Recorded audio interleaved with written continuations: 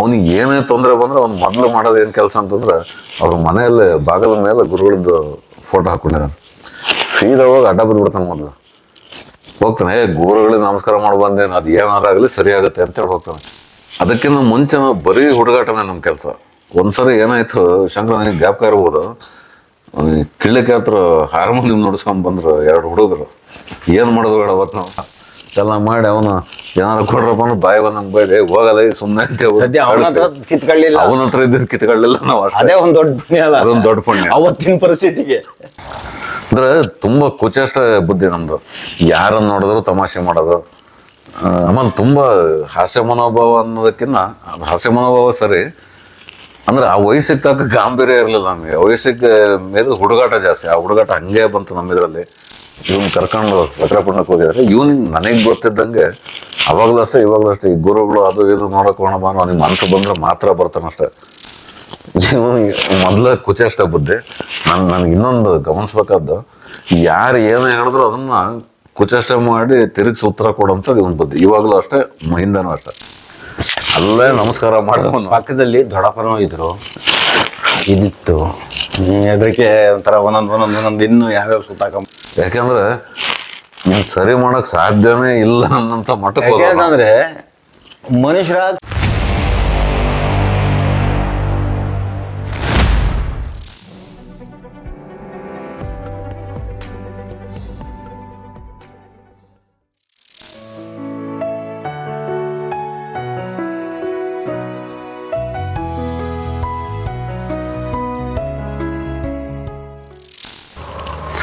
ನಮಸ್ಕಾರ, ನಾನು ಬಾಲು ಮಚ್ಚೇರಿ ಅಂತ. ಈ ಹಿಂದೆ ಡಿವೈನ್ ಅಡ್ವೆಂಚರ್ ಯೂಟ್ಯೂಬ್ ಚಾನಲಲ್ಲಿ ಒಂದು 4-5 ಸಂಚಿಕೆಯಲ್ಲಿ ಗುರುನಾಥರ ಬಗ್ಗೆ ನನ್ನ ಅನುಭವಗಳನ್ನು ಹೇಳಿದ್ದೇನೆ. ತಾವೆಲ್ಲ ಗುರುಬಂಧುಗಳನ್ನು ನೋಡಿದ್ದೀರ. ಈ ಗುರುಬಂಧುಗಳನ್ನು ನನಗೆ ಪರಿಚಯ ಗುರುಬಂಧುಗಳು ಎಲ್ಲರಿಗೂ ನಾನು ಪರಿಚಯ ಮಾಡಿದಂಥ ಡಿವೈನ್ ಅಡ್ವೆಂಚರ್ ತಂಡಕ್ಕೆ ಮತ್ತು ಕಡೂರು ದತ್ತಾತ್ರೇಯರಿಗೆ ಮೊದಲು ನಾನು ಕೃತಜ್ಞತೆಗಳನ್ನು ಸಲ್ಲಿಸ್ತಾ ಇದ್ದೇನೆ. ಇಲ್ಲಿ ಇನ್ನೊಂದು ವಿಚಾರಕ್ಕೆ ಬಂದ ನನ್ನ ಸ್ನೇಹಿತ, ನಾನು ಕೆಲವೊಂದು ಸಂಚಿಕೆಗಳಲ್ಲಿ ನಾನು ಹೇಳಿದ್ದೆ, ನನ್ನ ಸ್ನೇಹಿತರನ್ನ ಜ್ಞಾಪಿಸ್ಕೊಂಡಿದ್ದೆ, ಉಮಾಶಂಕರ್ ಅಂತೇಳಿ. ಉಮಾಶಂಕರ್ ಅಂತ ನನ್ನ ಮಚ್ಚೇರಿ ಅವನು. ಗುರುನಾಥರ ಅನನ್ಯ ಭಕ್ತ ಅವನು. ಅದು ಯಾವ ರೀತಿ ಭಕ್ತ ಅಂತಂದ್ರೆ, ಈ ಗ್ರಾಮೀಣ ಪ್ರದೇಶದ ಸೊಗಡಿನ ಭಕ್ತ ಅವನು. ಗುರುಗಳ ಭಕ್ತ ಅಂತಂದ್ರೆ ಈ ಫೋಟೋ ಇಟ್ಟು ದಿವಸ ಪೂಜೆ ಮಾಡೋದು, ಸಿಕ್ಕಾಬಟ್ಟೆ ಇದು ಮಾಡೋದು, ಅದು ಯಾವುದೂ ಇಲ್ಲ. ಒಂದೊಂಥರ ಮುಗ್ಧವಾದ ಭಕ್ತಿ ಅಷ್ಟೆ. ಬೆಳಿಗ್ಗೆ ಹೇಳ್ತಾನೆ, ಗುರುಗಳಿಗೆ ನಮಸ್ಕಾರ ಮಾಡ್ತಾನೆ, ಹೋಗ್ತಾನೆ. ರಾತ್ರಿ ಮಲಗುವಾಳು ಗುರುಗಳಿಗೆ ನಮಸ್ಕಾರ ಮಾಡ್ತಾನೆ. ಅದಲ್ದಲ್ಲೇ ಅವನಿಗೆ ಏನೇ ತೊಂದರೆ ಬಂದ್ರೆ ಅವ್ನು ಮೊದಲು ಮಾಡೋದು ಏನು ಕೆಲಸ ಅಂತಂದ್ರೆ ಅವ್ರ ಮನೆಯಲ್ಲಿ ಬಾಗಿಲ ಮೇಲೆ ಗುರುಗಳದ್ದು ಫೋಟೋ ಹಾಕೊಂಡಿದ್ದಾನೆ. ಸೀದಾ ಹೋಗಿ ಅಡ್ಡ ಬಿದ್ಬಿಡ್ತಾನೆ. ಮೊದಲು ಹೋಗ್ತಾನೆ, ಗುರುಗಳಿಗೆ ನಮಸ್ಕಾರ ಮಾಡಿ ಬಂದೇನು, ಅದು ಏನಾರಾಗಲಿ ಸರಿ ಆಗುತ್ತೆ ಅಂತೇಳಿ ಹೋಗ್ತಾನೆ. ಅವನನ್ನು ನಿಮಗೆ ಪರಿಚಯ ಮಾಡಿಸ್ಬೇಕು ಅನ್ನೋದು ನನ್ನ ಒಂದು ಉದ್ದೇಶ ಆಗಿತ್ತು. ಹಾಗಾಗಿ ನನ್ನ ಸ್ನೇಹಿತ ಉಮಾಶಂಕರ್ ಅಂತ ಇಲ್ಲ ಕೂತಿದ್ದಾನೆ. ಉಮಾಶಂಕರ್ ಅಂತ ಶಂಕರ್. ನಾನು ನಿನ್ನ ಒಂದ್ಸರಿ ಇನ್ನೊಂದು ನಿಮಗೆ ಹೇಳಬೇಕು. ಶಂಕರ ನಾನು ಸುಮಾರು 50 ವರ್ಷದ ಸ್ನೇಹಿತರು. 50 ವರ್ಷದಿಂದ ನಾವು ಜೊತೆಯಲ್ಲೇ ಬೆಳೆದವ್ರು. ಎದುರುಗಡೆ ಮನೇನೆ.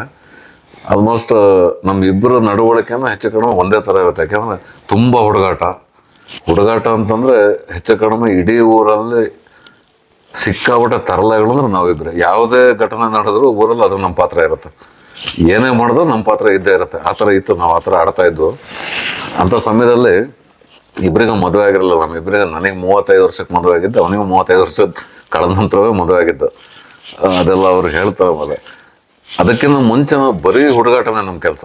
ಒಂದ್ಸರಿ ಏನಾಯ್ತು, ಶಂಕರ ನನಗೆ ಜ್ಞಾಪಕ ಇರ್ಬೋದು, ಕಿಳ್ಳಿಕೆ ಹತ್ರ ಹಾರ್ಮೋನಿಯಂ ನುಡಿಸ್ಕೊಂಡ್ ಬಂದ್ರು 2 ಹುಡುಗರು. ಏನು ಮಾಡೋದು ಬೇಡ ಅವತ್ತು ನಾವು.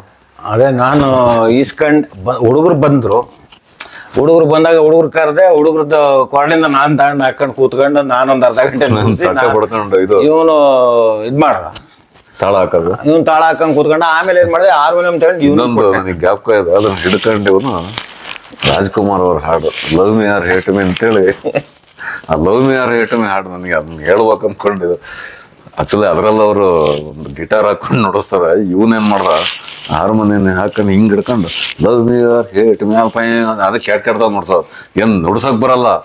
ಒಂದ್ಸರಿ ಹಿಂಗೆ ಒತ್ತಬೇಕು, ಇದನ್ನ ಹಿಂಗೆ ಅನ್ಬೇಕು. 1 ಗಂಟೆ ಅವನ್ ಬಿಟ್ರು ನನಗೆ ಕೊಡೋದು, ನಾನು ಬಿಟ್ರೆ ಅವನಿಗೆ ಕೊಡು, ಯಾವುದೋ ನೋಡ್ಸೋದು ಸುಮ್ಮನೆ. ಅವ್ರ ಪಾಪ ಹೊಟ್ಟೆ ಪಡೆ ಬಂದಿದ್ದಾರೆ. ನಾವಿಬ್ರು ಸೇರ್ಕೊಂಡು 1 ಗಂಟೆ ಅವನಿಗೆ 1 ರೂಪಾಯಿನೂ ಕೊಡಲಿಲ್ಲ ನಾವು ಅವತ್ತು. ಯಾಕಂದ್ರೆ ನಮ್ಮ ಹುಡುಗಾಟ ಎಲ್ಲ ಮಾಡಿ ಅವನು ಏನಾರು ಕೊಡ್ರಪ್ಪ ಅಂದ್ರೆ ಬಾಯಿ ಬಂದಂಗೆ ಬೈದೆ ಹೋಗಲ್ಲ ಈಗ ಸುಮ್ಮನೆ ಅಂತ ಸದ್ಯ ಅವನ ಹತ್ರ ಕಿತ್ಕೊಳ್ಳಿಲ್ಲ, ಅವನ ಹತ್ರ ಇದ್ದಿದ್ದು ಕಿತ್ಕೊಳ್ಳಿಲ್ಲ ನಾವು ಅಷ್ಟೇ. ಅದೇ ಒಂದ್ ದೊಡ್ಡ ಪುಣ್ಯ ಅಲ್ಲ, ಅದೊಂದು ದೊಡ್ಡ ಪುಣ್ಯ. ಅವತ್ತಿನ ಪರಿಸ್ಥಿತಿಗೆ, ಅವತ್ತಿನ ನಮ್ಮ ಪರಿಸ್ಥಿತಿಗೆ ಅವನ ಹತ್ರ ಕಿತ್ಕೊಳ್ಳಿಲ್ಲ, ಅಂದ್ರೆ ನಾವಿಬ್ರು ಹೆಂಗೆ ಏನು ಅಂತಂದ್ರೆ ಕೊಡ್ಲಿಲ್ಲ, ಅವನ ಹತ್ರ ಏನು ಕಿತ್ಕೊಳ್ಳಿಲ್ಲ. ಈ ಸಕಲ ಕಲಾವಲ್ಲಭರು ಅಂತಂದ್ರೆ ಎಲ್ಲಾ ತರದ ವಿದ್ಯಾನ ಅಂದ್ರೆ ಕೆಟ್ಟ ವಿದ್ಯೆಗಳು ಯಾವ್ದು ಇರಲಿಲ್ಲ.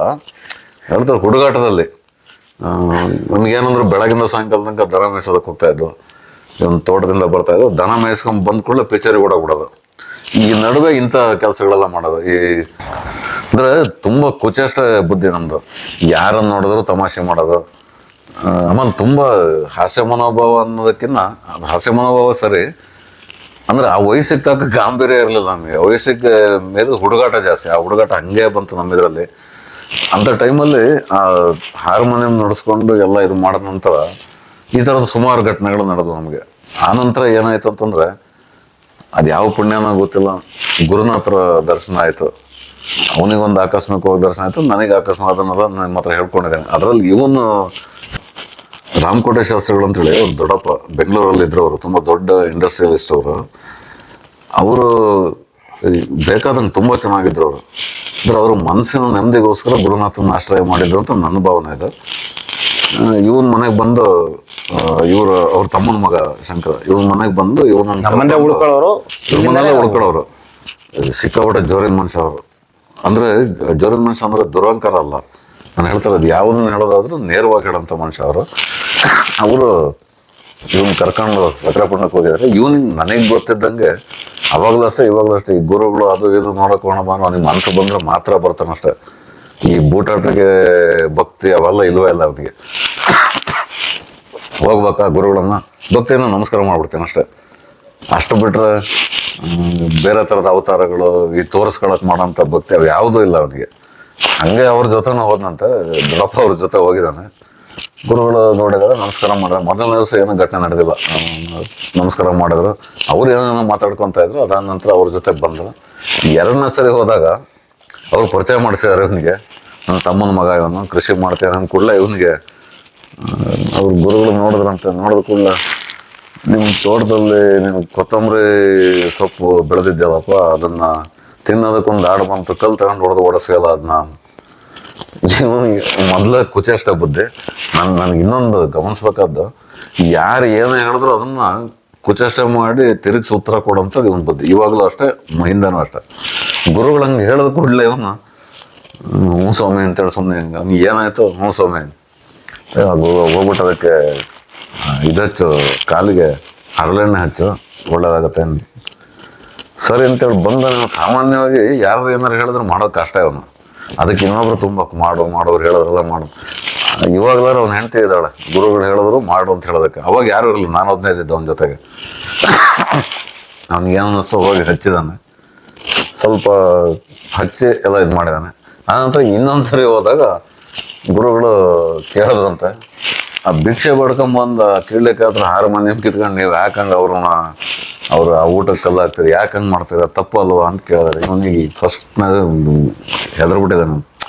ಯಾಕೆ ಹೆದರಿದಾನೆ ಅಂತ ನನ್ನ ಭಾವನೆ ಏನಂದ್ರೆ, ನಾವೆಲ್ಲ ಕೂತ್ಕೊಂಡು ಅವ್ರೇನು ಇರಲಿಲ್ಲ, ನಾವಿಬ್ರು ಕೂತ್ಕೊಂಡು ಹಾರ್ಮೋನಿಯಂ ಕಿತ್ಕೊಂಡು ಎಲ್ಲ ಮಾಡಿದ್ದೆಲ್ಲ ಈಗ ಹೇಳ್ತಿರಲ್ಲ ಅವರು. ಇನ್ನು ಉಳಿದಿದ್ದು ಎಲ್ಲದನ್ನು ಹೇಳೋಬಿಟ್ರೆ ಇನ್ನು ಯಾರು ನಮಗೆ ಬೈತಾರೋ ಅಂತ ಹೆದರಿಕೆ ಎತ್ಕೊಂಡ್ಬಿಟ್ಟಿದೆ ಅವನಿಗೆ. ಅಲ್ಲೇ ನಮಸ್ಕಾರ ಮಾಡಿದವನು. ಪಕ್ಕದಲ್ಲಿ ದೊಡ್ಡಪ್ಪನೂ ಇದ್ರು, ಇದಿತ್ತು ಹೆದರಿಕೆ ಒಂಥರ ಒಂದೊಂದು ಇನ್ನು ಯಾವ್ಯಾವ ಸುತ್ತಾಕೊಂಡ್ಬಿಡಪ್ಪ. ಇನ್ನೇನೇನು ಗುರುಗಳು ಎಲ್ಲದನ್ನು ಹೇಳಿ ಬದ್ದವರೆಲ್ಲ ಹೆದರಿಕೆ ಮೊದ್ಲೇ ಹೆಸರು ತಗೊಂಡ್ಬಿಟ್ಟಿದ್ದೇವೆ ಹುಟ್ಟು ತರಲಗಳು ಅಂತೇಳಿ. ಇನ್ನು ಇದು ಸೇರ್ಕೊಳತ್ತವ ಅಂತ ಹೆದರಿಕೆ. ಆ ಹೆದರಿಕೆನೆ ನಾನು ಹೇಳ್ತಿರೋದು ಗುರುನಾಥರ ಪವಾಡಗಳ ಬಗ್ಗೆ ಕೆಲವ್ರು ನಾನು ಕೇಳ್ತಾರೆ. ನಾನು ಪವಾಡ ಅಂತ ಹೇಳಲ್ಲ, ಅದನ್ನ ಮನಪರಿವರ್ತನೆ ಅಂತ. ಮನಪರಿವರ್ತನೆ ಮಾಡೋದು ಪವಾಡ ಅಂತ ಕೆಲವ್ರಿಗೆ ಅನ್ಸ್ಬೋದು. ಆದ್ರೆ ಒಂದು ವಿಷಯ, ಈಗ ನಾನು ಪರಿವರ್ತನೆ ಆದರೆ ಅಥವಾ ಶಂಕರ ಪರಿವರ್ತನೆ ಆದ್ರೆ ಯಾರು ಪರಿವರ್ತನೆ ಮಾಡಿದಂದ್ರೆ ಅದು ಖಂಡಿತವಾಗ್ಲೂ ಪವಾಡನೇ. ಯಾಕೆಂದ್ರೆ ಇನ್ನು ಸರಿ ಮಾಡಕ್ ಸಾಧ್ಯನೇ ಇಲ್ಲ ಅನ್ನೋಂಥ ಮಟ್ಟಕ್ಕೆ. ಯಾಕಂದ್ರೆ ಮನುಷ್ಯರಾಗ ಸಾಧ್ಯವೇ ಇಲ್ಲ. ನೀರ ತನಕ ತಿಂದು ಖಾಲಿ ಆಗ್ಬೇಕು ಅನ್ನೋದು ಒಂದೇ ನಮ್ಗೆ ಆ ಮಟ್ಟದಲ್ಲೇ ಇದ್ದಿದ್ದು. ಅಂಥವ್ರು ಇವತ್ತು ಈ ಮಟ್ಟಕ್ಕೆ ಬಂದ್ಬಿಟ್ಟು ಇದಿಷ್ಟು ಗುರುಗಳದ್ದು ಆಶೀರ್ವಾದ. ಆ ಥರ ಮಾಡೋಂಥ ಟೈಮಲ್ಲಿ ಇವನಿಗೆ ಅವ್ರ ಗುರುಗಳು ಹೇಳಿದಾಗ ಅಲ್ಲೇ ನಮಸ್ಕಾರ ಮಾಡೋದು. ನಾನು ಹೇಳೋದು, ಈಗ ಗುರುಗಳಿಗೆ ತಪ್ಪಾಯ್ತು ಗುರುಗಳೇ ಅಂತೇಳಿ ನಮಸ್ಕಾರ ಮಾಡಿ ಕಿಳಿಗೆ ಹತ್ರ ನಾವು ಹುಡ್ಕೊಂಡು ಹೋಗಕ್ಕಾಗಲ್ಲ. ಅವ್ನಿಗೆ ಎಲ್ಲಿದ್ದಾನೆ ಏನೋ ಗೊತ್ತಿಲ್ಲ ನನಗೆ. ಆಮೇಲೆ ಹುಡ್ಕೊಂಡು ಹೋಗೋಂಥ ಬುದ್ಧಿನೂ ನಮ್ದಲ್ಲ. ತಪ್ಪಾಯ್ತು ಅಂತ ಹೇಳೋದಕ್ಕೆ ಅಷ್ಟೊಂದು ದೊಡ್ಡ ಮನ್ಸು ನಮ್ದಿಲ್ಲ ಅವಾಗ. ಗುರುಗಳಿಗೆ ನಮಸ್ಕಾರ ಮಾಡಿದ್ರೆ ಸರಿ ಆಯ್ತು, ತಪ್ಪಾಯ್ತು ಅಂತೇಳಿ ಅವ್ರು ಕ್ಷಮಿಸಿದ್ರು, ಕ್ಷಮೆ ಆಯ್ತು ಅಂತೇಳಿ ತಿಳ್ಕೊಬೇಕಷ್ಟೇ ನಾವು. ಅದಾದ ನಂತರ ಬಂದ ಇವ್ರ ತಂದೆ ಸತ್ತೋಗ್ಬಿಟ್ಟಿದ್ರು.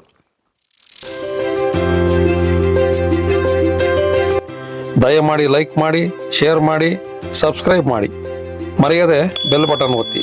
ಧನ್ಯವಾದಗಳು.